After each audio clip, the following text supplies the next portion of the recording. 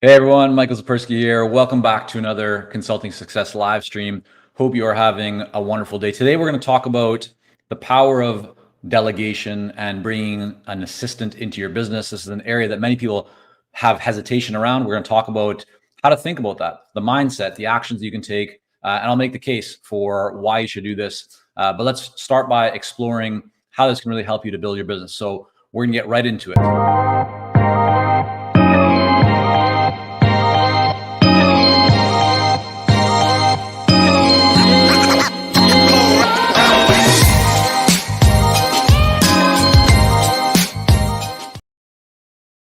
All right, everyone, welcome back to another Consulting Success live stream. As I mentioned, today we're going to talk about working with an assistant or bringing an assistant into your business. For all of you joining right now, a big welcome, whether you're coming in from YouTube or Facebook or Twitter, LinkedIn. Great to have you all here.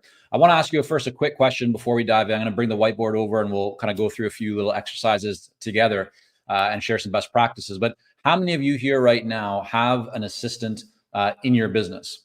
Just go ahead and type in the comment box. Let me know if you currently work with, if you have an assistant in your business, if you delegate work to other team members, or if you are a solo consultant, or kind of where you are right now in your consulting journey. Just go ahead, type into the comment box. I'd love to get a sense of how many people are joining us right now. And again, the question is, do you have an assistant currently in your business, or are you doing everything yourself? Go ahead, type in the comment box there. I know it can take a minute to show up in StreamYard, but let me know and I'm going to bring over the whiteboard. All right, so Bill, great to see you. William there, you're saying no assistant. How about others? Go ahead and type in the comment box. Let's see. We'll take a little quick poll here. So as you are all typing that in, I'm going to just pull over the whiteboard and we're going to go through and talk about the idea of bringing an assistant into your business. This is a really important topic to explore. It's one that for many years back in when I first started my first consulting business, I really hesitated to pull the trigger in terms of bringing in an assistant, bringing in other team members. And looking back, I certainly learned some lessons as to why I should have moved quicker on that. Hey, Scott, great to see you. Hope you're doing well. All right, so Peter, no. Sean saying yes. Ian saying no. Okay, Peter, yeah, I haven't yet. All right, so let's go ahead and just kind of break this down, right? When you think about, first of all, why would you want to have an assistant? Right? Why does it even make sense to start delegating work if you can do everything yourself? And you might be very capable of doing it all yourself. Well, the big reason, just to explore that, and then we'll break this down, is if you want to make a greater impact, you're going to get to a point in your business where you start to realize that you can't make a greater impact by yourself, that you're going to start to reach capacity issues in your business where you don't have enough time. You have more clients, right, than you can even handle. Or you just got to a place where you look at how busy your schedule is and you go, yeah, I actually can't take more on. Or I'm not able to make the impact that I want. I'm not able to grow my revenues beyond where I am. I can't serve or help more people because I'm at capacity. Or I'm just, even if you're not at capacity from a client perspective, meaning you're not actively working with as many clients as you'd like, you might feel like you're at capacity just in terms of being busy. You're doing a lot of things, but you're not getting the results that you want. So if anyone here felt like that before, just go ahead and type in the comment box there. Let me know if you ever had either one of those feelings, like you're at capacity dealing with clients, or you're at capacity, maybe not getting the results you want in your business just yet, but you feel like you are really busy and doing a lot of work. Go ahead and type that in. I'm going to pull in the whiteboard here. So if you're feeling any one of those, right, or I should say either one of those, it's a really good indication that you need to start delegating. What I've realized is that, yes, you can find people who talk about being a solo consultant, who are successful in many kind of different, definitions of that. However, if you look at most people, they're not able to achieve the level of success they want all by themselves. They're going to either drive themselves crazy because they become so busy in their business that they recognize and start to realize they don't actually have a business, they have a job. They've simply gone from working for somebody else to working for themselves. And that starts to wear you down. That starts to, take over your life. And so the whole purpose of starting your own business, becoming a consultant, is often to have more freedom, to realize your potential. And if you are doing everything yourself, you start to see that actually, well, I don't have the freedom that I thought that I would have had because I'm working longer hours than I was before, or I'm not achieving the results that I want. So if that's how you've ever felt, that again is an indication that in order for you to grow your business, achieve more revenue, more profit, and also make a greater impact on more people and be able to serve and help more people, that you can't do everything yourself. That's why companies are formed, right? So here, I want to go through kind of the three most common. Let me just see if I can pull this up here. So let's first of all talk about the three kind of most common reasons why people do not bring on an assistant. Can you guys all see this? Can you see the whiteboard? Just let me know. Hopefully that's clear. You should be able to see cost, training, quality. Let me know if you can just type in the comment box there and let me know if you can see that. I just want to make sure everybody can see this before I go forward. I think we can. Okay. So the three most common reasons, right, that people do not engage assistants or start to delegate work is number one, right, cost. They look at it and they go, well, the cost of bringing somebody on is so great, right? It's money out of my pocket, and I'm not yet prepared in my business to delegate that, to take some of that income that I'm making and give it to somebody else. And so they don't engage somebody, right? So that's the first thing. It's cost. The second is training, right? The big hesitation is, well, I don't want to take time out of my busy schedule around to train somebody, right? I can do this faster myself, right? And so why should I try and bring somebody on, have to teach them how to do what I need to be doing or what I am doing when I could just do this faster myself? And so that's another reason why they don't move forward. And then the other one is quality. Where is it? Right there, quality, right? So concern of, will I be able to maintain the quality that I'm known for? Will my clients, if this is a client-facing role in any form, will the assistant or person I bring on be able to produce and deliver at the level that I think I need to deliver? So these are probably the three most common reasons that people tell themselves. And again, these are not necessarily great reasons, but they're reasons that people use in their mind not to move forward. And in some cases, you may go many years not bringing on an assistant or team members because you say to yourself, well, yeah, this is going to be money out of my pocket, so it's a cost. I need to take time out of my busy schedule to train people, or quality will start to suffer. Now, the reality is that none of these are actually true. I mean, they are true, but they're not true if you have a long-term perspective and you're actually thinking about building a business where you can have a greater impact and grow beyond the capacity limitations that you have, and kind of where you are currently. So the first is, when you think about cost, right? This is a scarcity mindset. If you have the belief that, oh yeah, I'm going to be losing money, right? This is money out of my pocket, then you're not actually seeing the true value that comes from delegation and from building a team. And so this is not a cost, right? When you bring on an assistant or a team member, it's not a cost, it's actually an investment. So yes, it will cost money. It'll be money out of your pocket. And I'll give you an example of this in just a moment. But the truth is that by having somebody come on and help you, you now are able to focus significantly more on your most valuable work. So here's a quick example. Let me just flip over here. So let's just say that your hourly value is $200 an hour. Okay. Hopefully you guys can see this. And any of you that have been around consulting success, in our world at consultingsuccess.com for any period of time, you'll know that we're not big fans of using hourly fees. It's certainly not the optimal way to run a consulting business. However, let's just say that you figured out that your value that you want to be kind of producing per hour is $200 an hour. And now let's say that you want to go out and you want to find somebody at a really high level, at a high caliber, that can really help you to grow your business, that has experience, that can make things happen. Like, we're not talking about just an entry level person at $10 an hour, although there's plenty of virtual assistants and people like that can do great work at $10 an hour. But let's just say that you're going to make a big investment of $50 an hour, right? Think about the level of quality that you can find at $50 an hour. I mean, it's pretty significant. I talked to a consultant or a managing director of a firm just yesterday, had them on the podcast, the Consulting Success podcast, and he told me that they pay their consultants that they bring on anywhere from like $30 to $100 an hour. So $50 an hour. I mean, and this is a very sizable firm with locations all around the world. So $50 an hour. I mean, that's a really good rate for a lot of people. You can find great talent at this level. So you might look at this and go, well, so yeah, I don't want to spend $50 an hour.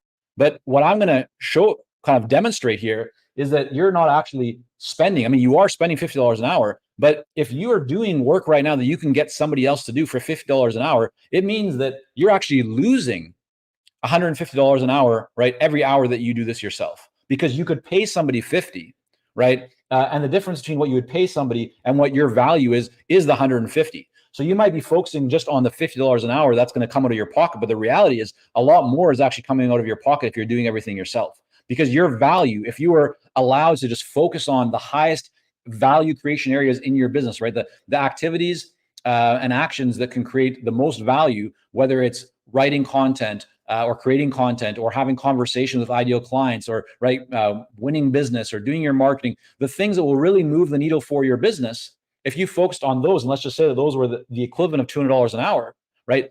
By having somebody else at $50 an hour or 10 or whatever it was, take over those. Now you have a lot more time to spend on the things that create a lot more value. So not only are you right now, if this was your situation, losing the $150 per hour potential, that you're actually losing far more, because if you were set free to focus on this, you could create significantly more $200 per hour value in your business, which would feed into a lot more revenue, a lot more profit, a lot more ability to make investments or make a greater impact. So that's the first thing, right? If we talk about this idea of cost, I want to share with you that it's not, this is not truth, right? Yes, you have to spend a bit more money, but this is a real investment in your business, right? Does that make sense, everyone? Go ahead and just type in the comment box. That's the only way I know how to see you all here. Let me know if you're following along. Let me know if that makes sense for you as we go through this here together. I'm seeing a couple of likes. So appreciate those of you that are hitting the like button. That helps because more people then see this content, and then we'll get more people joining on these live streams. But go ahead, hit the like button or type into the comment box. Let me know if you're following along and if this makes sense. So the second thing is this idea of training, right? Well, it takes time out of my schedule. I could just do this faster than trying to do it or trying to teach somebody else how to do it. Now, again, this is very short-term thinking. It's true, right? So if you've ever had this mindset and belief, it's not a false belief, but it's a mistaken belief when you think long-term. If you think short-term, if you're doing something once and you're never going to do it again, then yes, it makes sense for you to do it because there's no purpose, no point to try and teach it to somebody else who would never need to do it for you.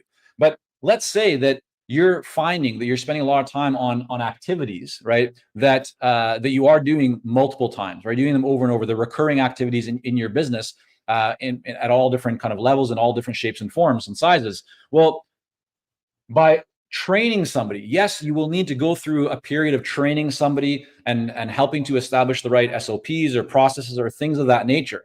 But here's the win, right? Here's where the value creation comes in. When you teach somebody how to do that once, now they can go off and they can actually do it for you multiple times. And so, yes, while you could do that one time faster, when you teach somebody, you don't have to then do it again. And of course, teaching and training, right? It's not just a one-time thing. It does take some time. It's something that you're gonna be doing over the long term, but you're just gonna be helping somebody to get better and better and better to the point where they can do it just as good as you, if not better.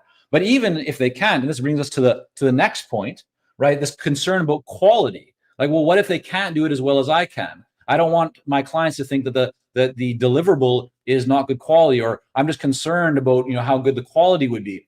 Here's the reality, and here's the question that I would offer each and every one of you to think about. When you consider the most successful, the largest, the most well-known professional services firms in the world, right? How many of the CEOs or founders of those companies are the ones delivering the work?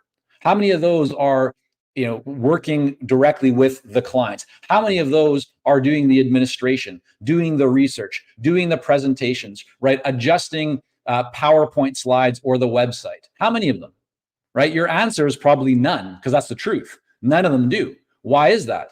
Well, it's because they understand that in order to grow both revenue and profits and impact, they can't do everything themselves. They need to let go. They need to build team. They need to bring systems and processes into their businesses, right? And so this idea is that the mind of the entrepreneur, right? This is why we at Consulting Success, we call entrepreneurial consultants, right? The people that come into our world are not only looking to do consulting work, they're looking to build consulting businesses. Therefore, they are entrepreneurial consultants, right? And so the belief that many entrepreneurs have is this, that like I have to work towards perfection. It has to be really, really great.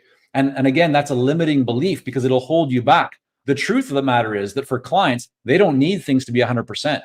If you can deliver 80%, even 70%, beyond where the client is today. So even though you may not be able to give the 100%, impact or result that you want to deliver because you have team members or things aren't perfect, clients won't even notice. They won't even care. Why? Because they're still going to get a much better result than where they are today. You're going to help them to make progress. You're going to help them to move forward. That's what they desire. So you need to learn, I would encourage you respectfully to let go of this belief that things need to be 100% or they need to be perfect. They don't need to be, right? In fact, if you're pushing things to be 100%, you're not going to grow as fast as you could. And I'm not talking about growth for the sake of growth. I just mean you're going to hold yourself back from realizing your true potential. You're going to hold yourself back from making greater impact. You're going to hold yourself back from creating the things that you're able to create if you learn to let go a bit, right? This is often why you'll see that the most successful people are not the ones that are, necessarily intellectually the smartest or have the most degrees. You can see people all around you in different walks of life